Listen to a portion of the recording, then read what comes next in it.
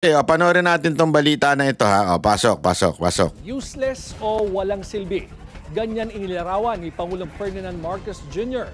ang mahigit 200 milyong pisong flood control project na kanyang ininspeksyon sa Tuba Benguet ngayong araw. Dagdag pa ng Pangulo, tila mag-aabono pa raw ang gobyerno dahil sa kapalpakan ng proyekto lalo't apektado rin ito ang bahagi ng Cannon Road. May Agenda Weekend Report live si Ivy Reyes. Ivy, anong balita dyan?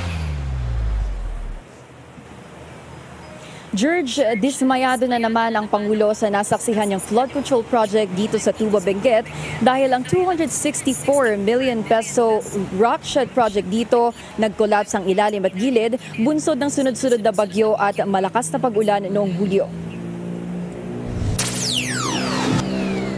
So very clear. Here we go again.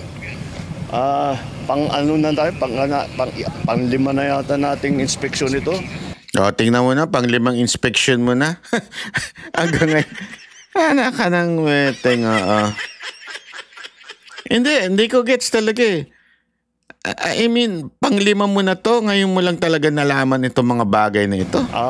And it's always the same. Here's the problem here. This is 260 million project. Useless. Parang tinapon mo yung pera sa ilog. Useless. To correct this will cost double that. That's my top of the head estimate. Gaya ng obserbasyon ni President Ferdinand R. Marcos Jr. sa Bulacan, parang wala raw ginawang trabaho sa rock shed na ito. Matatandaang ito yung proyektong matagal nang ipinapa-audit ni Baguio City Mayor Benjamin Magalong dahil bukod daw sa natural causes, baka dapat ding tingnan kung may construction flaws ba kaya pumapalya ang proyekto. Ayon sa Pangulo, nasa mahigit 35% ang nawawala sa mga negosyante sa Benguet kapag nagsasara ang Cannon Road. Kaya naninindigan itong economic sabotage ang anyay pangungurakot ng mga kontratista. So it is not only the damage, the physical damage that we can see, but it is also the damage to the economy. It is also the damage to the people's livelihood. Dagdag ng Pangulo, mukhang doble ang kailangang gastusin ng gobyerno para isaayos ang Cannon Road. Buwelta naman ng DPWH Cordillera, tila mali yata ang nakarating na impormasyon sa Pangulo. Itinuturo ng Presidente ang contractor. Ang LGU, nasa DPWH Cordillera naman ang sisi. At ang DPWH Cordillera, national budget daw ang salarin. Itong kinatatayuan ko kasi bukod sa hindi raw kasama sa 264 million peso rockshed project, taong 2000 pa nang huling naipagawa. In 2023, our office tried actually to request for augmentation fund to complete the 248 meters, but walang pundong dumating.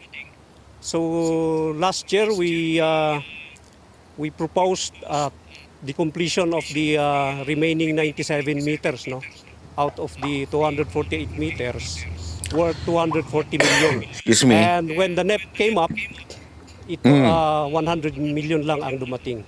Samantala, nang matanong kung sino ang contractor ng rock shed, itinuro ng DPWH ang 3K Rock Engineering na nakapangalan kay Engineer Francis Cuyo na tumakbong congressman para sa Lone District ng Ifugao. Sa ngayon, hindi pa sumasagot si Cuyop sa ating mensahe.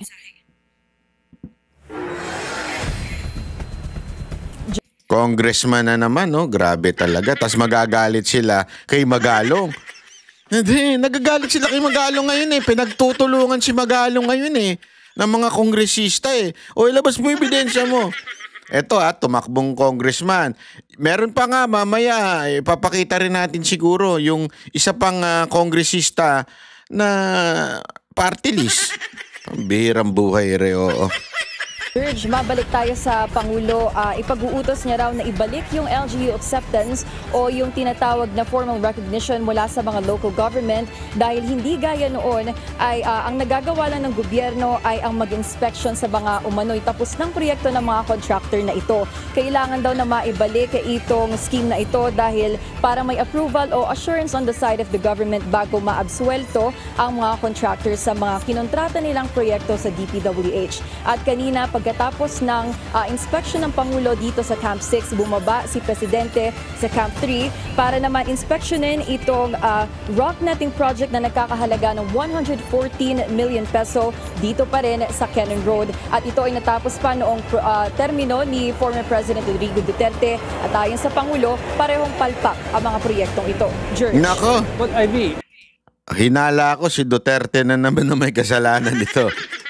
Ayan ang ididiin. Si Duterte na naman ang may kasalanan nito. Naku po, patay tayo dyan.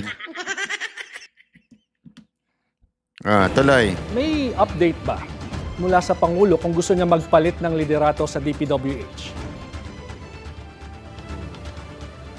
George, ang huling update o pahayag ng palasyo tungkol dyan ay Secretary Manuel Manny Bono once still enjoys the trust of the President. Pero ayon sa isang source ng BNC, umuugong pa rin ang pangalan ni na former Secretary Rogelio Singson at ngayon ay ni Baguio City Mayor Benjamin Magalong. Bagamat umatras si former Secretary Singson, mainit pa rin at umuugong pa rin ang pangalan nito. Sa ngayon, dadalawa pa lang ang pangalan na umuugong at umuuli sa DPWH. George. Ivy, kanina kasama nga ni Pangulong Bongbong Marcos itong si Mayor Magalong.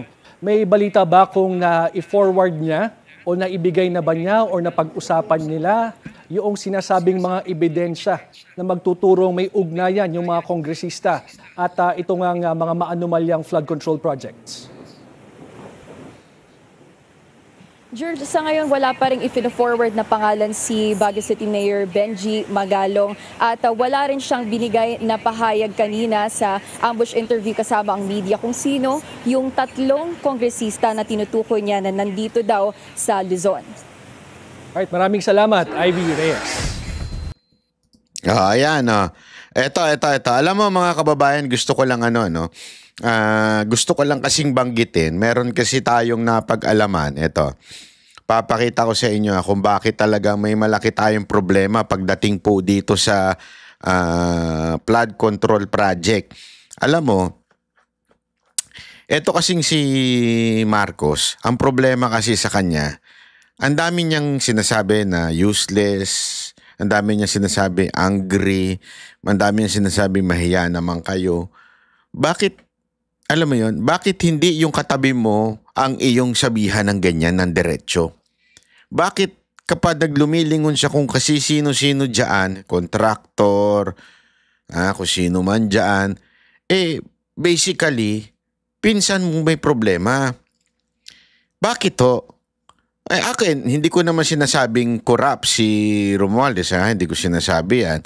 Pero, the mere fact na siya ang speaker, siya ang kahit papaano namumuno pagdating po sa budget deliberation sa Kamara. Pagdating sa small committee, alam naman po natin na naandun din siya. Diba? Yan po ang balita natin naandyan po siya. So, ibig pong sabihin, may direkta siyang kinalaman sa anumang klaseng flood control project o anumang proyekto ng gobyerno. Huwag ka na magpalingon-lingon sa kaliwa, sa kanan, di ba? Sa taas, sa baba. Nasa tabi mo, nandyan. Nandyan sa tabi mo. Bibigyan ko na lang kayo ng halimbawa. Ito, may papakita po tayong ulat mula sa Breaking News Negros Oriental. From the official portal, yung sumbong sa Pangulo. Ayan, pag kinlik mo yan, lalabas yan, sumbong sa Pangulo, verifying, verify you are human. Hindi po ako human, animal po ako. Hindi, ayan. Ayan yung mga yung list ng flood control project. Okay? Diyan sa list ng flood control project na yan, na makikita niyo, dami niyan, di ba? Ito po, according sa Facebook na Break News Negros Oriental, isang news online na local diyan sa Negros Oriental. Ayan po, total of 112 flood control project were listed for Negros Oriental with an overall cost of 4.16 billion. Okay? Andyan po yan, per district. District 1, 991 million. Ayan o, District 2, 1 billion. District 3, 1.94. Ito po yung mga kontraktor. Na according, ito ha, galing po ito sa opisyal na ano ng Pangulo. Oh, ito ang top contractor. Oh, ayan, nakasulat na dyan. Top contractor for district. Oh, ayan, nandyan po lahat. So, napakalinaw po. At ang matindi ho dito, ito. Ito ang matindi dito. Alam nyo ho ba, doon sa distrito ni dating Congressman Tebes, napakalaki po ng kanyang flood control project. Alam nyo kung magkano? Umaabot ng 2 billion. Flood control pa lang po ito. Okay? At ito yung panahon na tinanggal na nilang congressman si Tebes. Nagigets ninyo? At sinong in charge ng distrito ni Tebes? Walang iba kung hindi si Romualdez. So 2 billion. Sabi nga, alam nyo, napag-alaman ko sa aking research, yung budget ng pangkalahatan, pangkalahatan na po ito ng distrito ni Tebes noon, 2 billion. Ito, yung 2 billion na sinasabi na flood control project ng distrito ni Tebes ay 2 billion na. Yung panahon ni Tebes, lahat na ho yun. Lahat na ng mga proyekto doon. Karsada, eskwelahan, lahat na po ng mga proyekto. Nung panahon ni Tebes, 2 billion ng total. Ngayon, flood control pa lang, 2 billion na. Wala pa yung iba. At sino in charge? Sino? Hindi ho si Tebes. Si Romualdez. Siya na po ang in charge dyan. Siya po ang ano dyan ang parang pumalit. Alam mo, napaisip tuloy ako talaga ng matindi. Diba, hindi lang naman po nag-iisa si Tebes na parang naalis sa posisyon tapos ang naging in charge ay si Romualdez. May iba pa alam ko Correct me if I'm wrong, pero alam ko meron pa. So in charge doon si Speaker. Ang tanong, magkano kaya ang proyekto doon? 'Di ba? Magkano kaya ang proyekto doon ng flood control? Again, we are not saying that Romualdez binulsa yung 2 billion. Di natin sinasabi yan, ha? Wala ko sinasabing gayaan. Okay?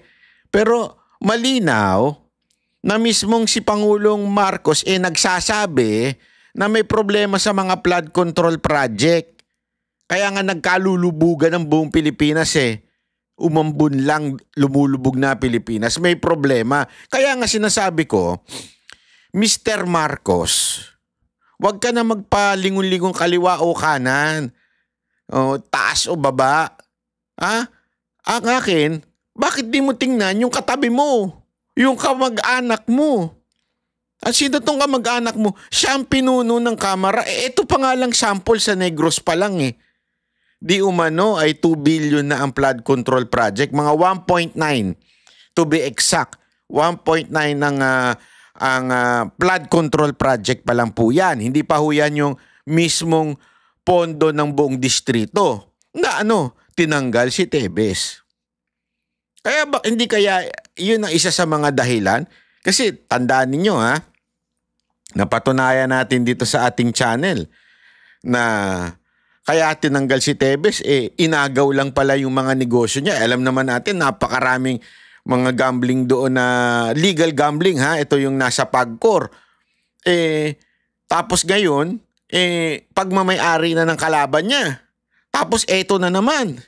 Yung distrito niya, yung budget ng kanyang distrito, allegedly 1.9 billion flood control project pa lang. Aba kung totoo yan, sana'y sagutin ni Speaker Romualdez yan. Kasi siya ang in charge ngayon dyan. Di ba?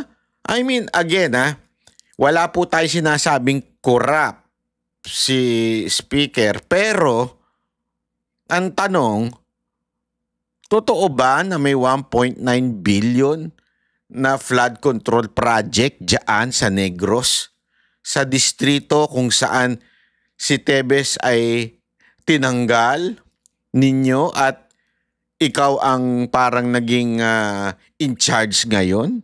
Totoo ba yan, Speaker Romualdez? Di ba? Kaya nga sana, yan yung mga kausapin ni Marcos kung talagang seryoso si Marcos. Yun lang naman po yun eh. Kung seryoso ka, Marcos, kausapin mo, pinsan mo. Diba? Wag na kayo magpaligoy-ligoy pa. No. Kami ang boses ng masa, hindi natatakot. Katotohanan lang, di kami nalulunod. Walang bahid ng sismis, lahat ay totoo. Kahit sino ka pa, pag mali ka babanatan ka. Walang pinipiling kulay, wala kaming kinikilingan. Basta para sa bayan, kami lalaban. Pag tama palakpakan, pag mali banatan. Di matitinag, di matatakot, para sa bayan tuloy ang sigaw. Sa harap ng kamera, walang halong takot. Mga baluktot, lahat kayo'y tutumba. Ang hustisya at totoo, yun lang ang mahalaga. Kahit sinong harang, di kami matitinag. Walang pinipiling kulay, wala kaming kinikilingan. Basta para sa bayan, kami lalaban. Pag tama palakpakan, pag mali banatan. Di matitinag, di matatakot, para sa bayan tuloy ang sigaw. Kung nasa tama ka, ikaw ay aming kasama. Pero pag mali ka, handa ka na bang mabasag? Banateros kami, walang inuunan. Dahil bayan muna, bago ang sarili.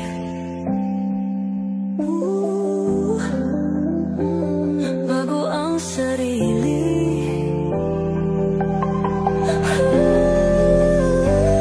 Pag tama palakpakan, pag mali banatan.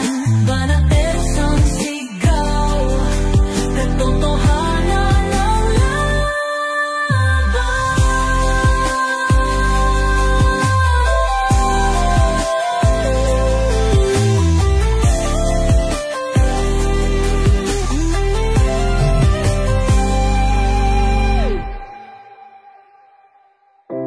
Sa harap ng kamera,